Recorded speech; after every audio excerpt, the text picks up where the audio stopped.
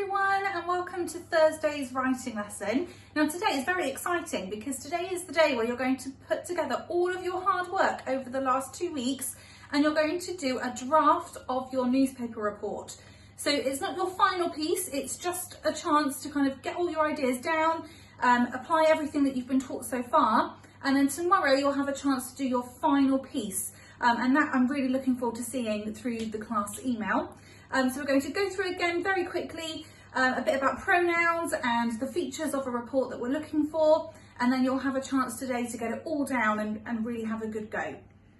Okay, so to start off with this morning, I thought it would be quite fun to play a little game. And I'd like you to try and remember the features of a newspaper article. So what I'm going to do in a minute is pop the list up just for 5 seconds, and I want you to try and remember as many as you can. Are you ready?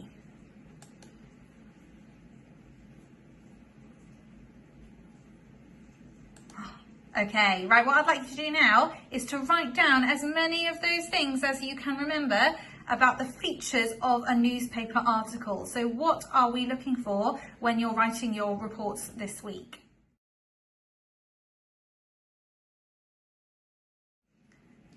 Okay, and here's the list again for you so you can compare your list of features with this one here. So I'll be interested to know how many you managed to remember. Well done. And just add any others that you've forgotten on the end of your list now. Okay, so before we get going, we're just going to recap on the differences between the first and the third person.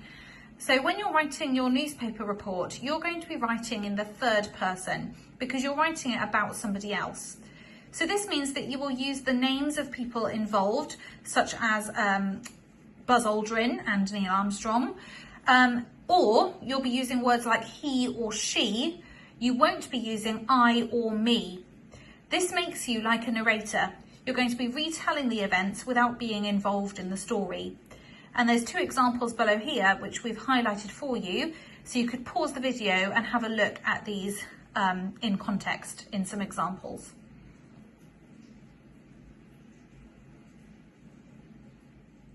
Okay, so today you're going to be using the sheet that you did yesterday, your detailed plan that was split into different sections. And really yesterday you did all of the hard work because that involved looking at the videos and looking at the slides that we gave you and writing notes for each part. Today you're going to use all of that note making to translate it into a beautifully written sentence that's going to keep the reader hooked and have it laid out in the correct way for a newspaper article. And then we've said here that you've got 40 minutes to write, 10 minutes to edit. Some of you might need longer, some of you might need less time. So just use this as a brief guide, really. The edit section is really important though.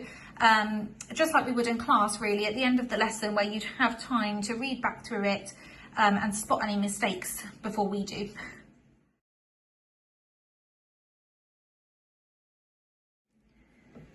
Okay, so hopefully you're joining me again once you've written your first draft and you're ready to look through and edit it. So when you're editing, you need to look for the following things.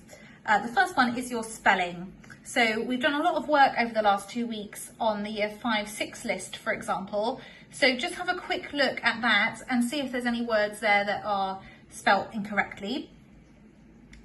See if there's any words or any phrases that don't quite make sense. So a good tip is to read your work out aloud. If somebody at home is available to help, then read it out loud to them. Check that you've stayed in the same tense, so you're not kind of going from the past to the present and back and forth. It should all be in the past tense because this event has already happened. Check your use of punctuation, so things like commas after your fronted adverbials, apostrophes. Hopefully some of you have tried to use some semicolons that we talked about last week. If you've used quotations, you're going to make sure that there's the inverted commas there. And then we've put about non-negotiable punctuation. So now we're in year 5, making sure that we've got capital letters for names, we've got full stops, and we've got question marks if there is a question. And then look back at the success criteria and check that you've done them, and you can kind of find evidence in your work for each one. So I'm going to pop that up now and leave that for you at the end there. just so you can compare your work. And tomorrow you will have a chance to do your final piece. So you could use perhaps a red pen or a different coloured pen to make these edits today. And tomorrow you'll be writing it up in neat. So it doesn't matter if you cross words out or you add bits in. That's fine, because tomorrow will be your time to do this as a final finished piece. So good luck with your home learning, and I will be back again tomorrow with your final writing lesson of the week.